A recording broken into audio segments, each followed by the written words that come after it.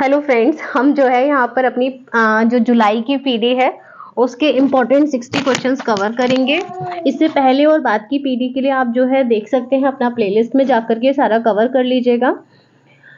हमारा first question start करते हैं कि मई 2022 में क्वेड का चौथा शिखर सम्मेलन कहाँ संपन्न हुआ।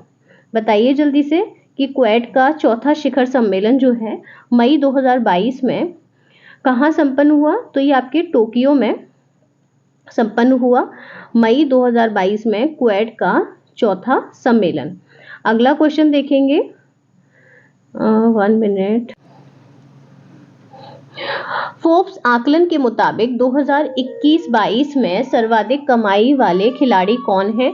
तो वो है आपके लियोनेल मेसी। 2021-22 में जो है आपके कौन है,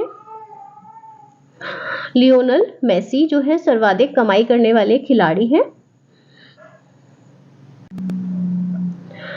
फोर्ब्स आकलन के मुताबिक 2021-22 में सर्वाधिक कमाई वाले खिलाड़ी कौन बने हैं। तो ये आपके फ्रेंड्स कौन बने हैं, लियोनेल मेसी जो है फोर्ब्स के मुताबिक सर्वाधिक कमाई वाले खिलाड़ी रहे हैं 2021-22 में। अगला क्वेश्चन है हमारा क्वेश्चन नंबर 3। अमृत सरोवर योजना के तहत देश का पहला अमृत सरोवर किस राज्य में स्थापित किया गया है।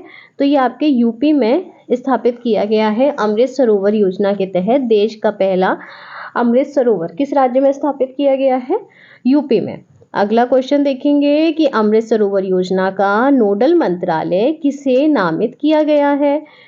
ग्रामीण विकास मंत्रालय को नामित किया गया है। अमृत सरोवर योजना का नोडल मंत्रालय किसे नामित किया गया है, ये आपके ग्रामीण विकास मंत्रालय को नामित किया गया है।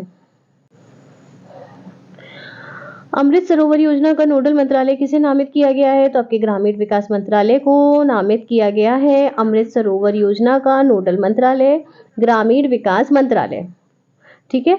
अमृत सरोवर योजना का नोडल मंत्रालय कौन है फ्रेंड्स, आपका ग्रामीण विकास मंत्रालय है। किस राज्य में स्थित रामगढ़ विषधारी अभ्यारण्य, एक बार फिर से सुन लीजिए, रामगढ़ विषधारी अभ्यारण्य को देश का 52वां बाघ अभ्यारण्य के रूप में 16 मई 2022 को अधिसूचित किया गया है।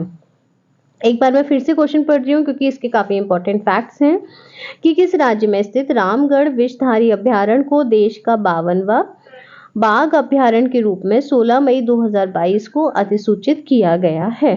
तो बताइए जल्दी से क्या आंसर है इसका।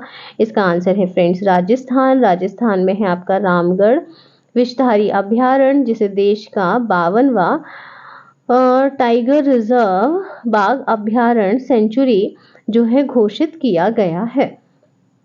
अगला क्वेश्चन देखते हैं, क्वेश्चन नंबर 6 है सर्वोच्च न्यायालय के अखिल भारतीय फुटबॉल महासंघ, सर्वोच्च न्यायालय ने अखिल भारतीय फुटबॉल महासंघ का कामकाज किसकी अध्यक्षता में गठित 3 सदस्यीय प्रशासक समिति को सौंपा है।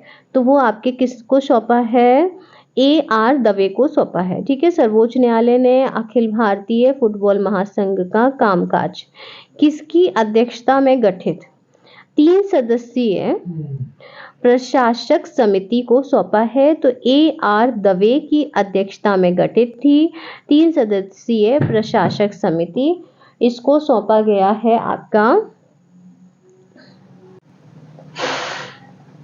सर्वोच्च न्यायालय ने अखिल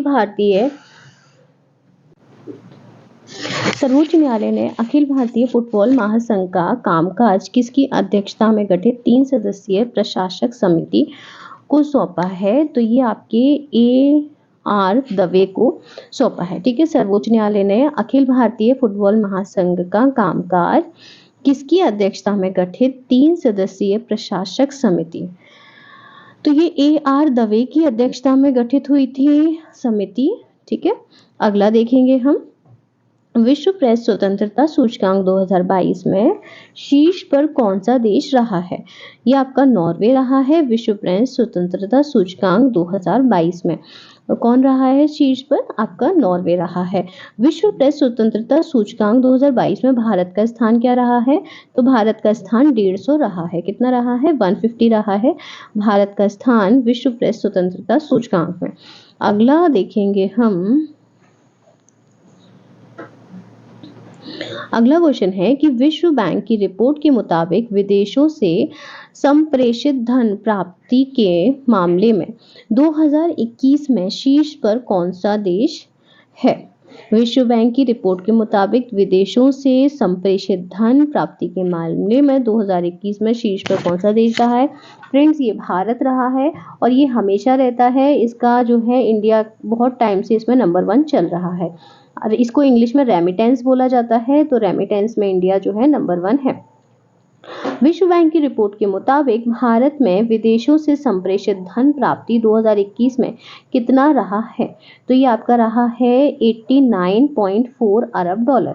ठीक है। वर्ल्ड बैंक की रिपोर्ट के मुताबिक भारत में विदेशों से संप्रेषित धन जो हमें रेमिटेंस मिला है वो कितना मिला है? तो वो आपका 89.4 अरब डॉलर मिला है। अगला देखेंगे कि विश्व बैंक की रिपोर्ट के मुताबिक 2021 में विश्व बैंक की रिपोर्ट के मुताबिक 2021 में जीडीपी के प्रतिशत के रूप में संप्रेषित प्राप्तियों में पहला स्थान किस देश का रहा है? तो ये आपके लेबनान का रहा है। विश्व बैंक की रिपोर्ट के मुताबिक 2021 में शीतल हेलो फ्रेंड्स, हम जो है यहाँ पर अपनी जो जुलाई की पीडी है उसके इम्पोर्टेंट 60 क्वेश्चंस कवर करेंगे। इससे पहले और बाद की पीडी के लिए आप जो है देख सकते हैं अपना प्लेलिस्ट में जाकर के सारा कवर कर लीजिएगा। हमारा फर्स्ट क्वेश्चन स्टार्ट करते हैं कि मई 2022 में क्वेड का चौथा शिखर सम्मेलन कहाँ संपन्न हुआ? बताइए जल्दी से कि क्वेड का चौथा शिखर सम्मेलन जो है मई 2022 में कहाँ संपन्न हुआ? तो ये आपके टोक्यो में संपन्न हुआ मई 2022 में क्वेड का चौथा सम्मेलन। अगला क्वेश्चन देखेंगे, 1 मिनट। फोर्ब्स आकलन के मुताबिक 2021-22 में सर्वाधिक कमाई वाले खिलाड़ी कौन है? तो वो है आपके लियोनेल मेसी। 2021-22 में जो है आपके कौन है? लियोनेल मेसी जो है सर्वाधिक कमाई करने वाले खिलाड़ी हैं। फोर्ब्स आकलन के मुताबिक 2021-22 में सर्वाधिक कमाई वाले खिलाड़ी कौन बने हैं? तो ये आपके फ्रेंड्स कौन बने हैं? लियोनेल मेसी जो है फोर्ब्स के मुताबिक सर्वाधिक कमाई वाले खिलाड़ी रहे हैं 2021-22 में। अगला क्वेश्चन है हमारा क्वेश्चन नंबर 3। अमृत सरोवर योजना के तहत देश का पहला अमृत सरोवर किस राज्य में स्थापित किया गया है? तो ये आपके यूपी में स्थापित किया गया है। अमृत सरोवर योजना के तहत देश का पहला अमृत सरोवर किस राज्य में स्थापित किया गया है? यूपी में। अगला क्वेश्चन देखेंगे कि अमृत सरोवर योजना का नोडल मंत्रालय किसे नामित किया गया है? ग्रामीण विकास मंत्रालय को नामित किया गया है। अमृत सरोवर योजना का नोडल मंत्रालय किसे नामित किया गया है? ये आपके ग्रामीण विकास मंत्रालय को नामित किया गया है। अमृत सरोवर योजना का नोडल मंत्रालय किसे नामित किया गया है? तो आपके ग्रामीण विकास मंत्रालय को नामित किया गया है। अमृत सरोवर योजना का नोडल मंत्रालय ग्रामीण विकास मंत्रालय। ठीक है। अमृत सरोवर योजना का नोडल मंत्रालय कौन है फ्रेंड्स? आपका ग्रामीण विकास मंत्रालय है। किस राज्य में स्थित रामगढ़ विषधारी अभ्यारण्य, एक बार फिर से सुन लीजिए, रामगढ़ विषधारी अभ्यारण्य को देश का 52वां बाघ अभ्यारण्य के रूप में 16 मई 2022 को अधिसूचित किया गया है। एक बार मैं फिर से क्वेश्चन पढ़ रही हूँ क्योंकि इसके काफी इंपॉर्टेंट फैक्ट्स हैं कि किस राज्य में स्थित रामगढ़ विषधारी अभ्यारण्य को देश का 52वां बाघ अभ्यारण्य के रूप में 16 मई 2022 को अधिसूचित किया गया है? तो बताइए जल्दी से क्या आंसर है इसका? इसका आंसर है फ्रेंड्स राजस्थान। राजस्थान में है आपका रामगढ़ विषधारी अभयारण्य जिसे देश का 52वां टाइगर रिजर्व बाघ अभयारण्य सेंचुरी जो है घोषित किया गया है। अगला क्वेश्चन देखते हैं। क्वेश्चन नंबर 6 है, सर्वोच्च न्यायालय के अखिल भारतीय फुटबॉल महासंघ, सर्वोच्च न्यायालय ने अखिल भारतीय फुटबॉल महासंघ का कामकाज किसकी अध्यक्षता में गठित 3 सदस्यीय प्रशासक समिति को सौंपा है? तो वो आपके किसको सौंपा है? AR दवे को सौंपा है। ठीक है, सर्वोच्च न्यायालय ने अखिल भारतीय फुटबॉल महासंघ का कामकाज किसकी अध्यक्षता में गठित 3 सदस्यीय प्रशासक समिति को सौंपा है? तो AR दवे की अध्यक्षता में गठित थी 3 सदस्यीय प्रशासक समिति, इसको सौंपा गया है आपका सर्वोच्च न्यायालय ने अखिल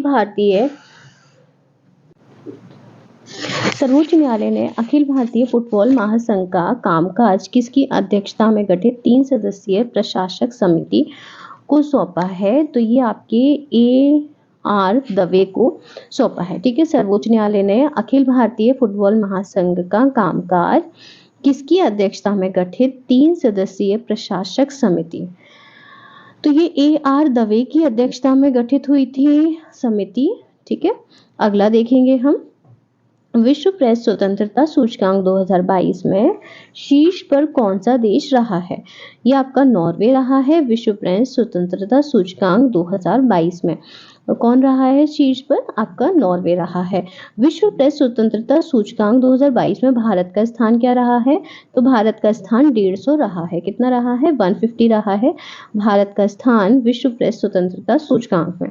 अगला देखेंगे हम। अगला क्वेश्चन है कि विश्व बैंक की रिपोर्ट के मुताबिक विदेशों से संप्रेषित धन प्राप्ति के मामले में 2021 में शीर्ष पर कौन सा देश है? विश्व बैंक की रिपोर्ट के मुताबिक विदेशों से संप्रेषित धन प्राप्ति के मामले में 2021 में शीर्ष पर कौन सा देश रहा है? फ्रेंड्स, ये भारत रहा है और ये हमेशा रहता है। इसका जो है इंडिया बहुत टाइम से इसमें नंबर 1 चल रहा है और इसको इंग्लिश में रेमिटेंस बोला जाता है। तो रेमिटेंस में इंडिया जो है नंबर 1 है। विश्व बैंक की रिपोर्ट के मुताबिक भारत में विदेशों से संप्रेषित धन प्राप्ति 2021 में कितना रहा है? तो ये आपका रहा है 89.4 अरब डॉलर। ठीक है, वर्ल्ड बैंक की रिपोर्ट के मुताबिक भारत में विदेशों से संप्रेषित धन जो हमें रेमिटेंस मिला है वो कितना मिला? विश्व बैंक की रिपोर्ट के मुताबिक 2021 में GDP के प्रतिशत के रूप में संप्रेषित प्राप्तियों में पहला स्थान किस देश का रहा है? तो लेबनान का रहा है। विश्व बैंक की रिपोर्ट के अनुसार क्या है कि GDP के प्रतिशत के रूप में संप्रेषित प्राप्तियों में पहला स्थान किस देश का रहा है? फ्रेंड्स, ये लेबनान का रहा है पहला स्थान। किस चीज में रहा है? विश्व बैंक की जो रिपोर्ट आई है उसमें 2021 में GDP के परसेंटेज के रूप में संप्रेषित प्राप्तियों में फर्स्ट रैंक किसकी है? लेबनान की है। अगला देखेंगे। 12 नंबर का क्वेश्चन है कि भारत में 2021-22 में कुल FDI में सर्वाधिक निवेश का स्रोत कौन सा देश रहा है? तो वो आपका सिंगापुर रहा है। भारत में 2021-22 में जो आपकी कुल FDI आई थी उसमें सबसे ज़्यादा FDI निवेश जो है वो किस देश का रहा है? वो सिंगापुर का रहा है। ठीक है, भारत में, इंडिया में सबसे ज़्यादा FDI किस देश से आई है? आपकी सिंगापुर से आई है।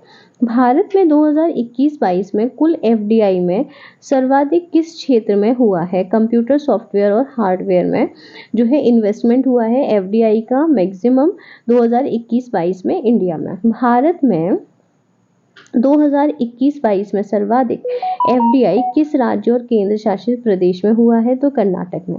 भारत में 2021-22 में सर्वाधिक जो FDI है तो वो स्टेट अगर पूछ रहा है तो किस स्टेट में सबसे ज़्यादा FDI आई है? तो कर्नाटक में आई है, क्योंकि कर्नाटक का बैंगलोर जो है वो आपका सिलिकॉन सिटी है। और सबसे ज़्यादा FDI इन्वेस्टमेंट किस क्षेत्र में हुआ है? तो आपके जो कंप्यूटर का सॉफ्टवेयर और हार्डवेयर है, तो इसीलिए वो कर्नाटक में ज़्यादा उसका आ गया है। भारत और किस देश के बीच व्यापक आर्थिक भागीदारी समझौता 1 मई 2022 से प्रभावी हुआ है? तो ये आपका जो है संयुक्त अरब अमीरात से हुआ है। एक बार फिर से बोल देती हूँ पढ़ करके कि भारत और किस देश के बीच में व्यापक आर्थिक भागीदारी समझौता, जिसे CEPA कहा जाता है, इसमें 1 मई 2022 से ये प्रभावी हुआ है। भारत और किस देश के बीच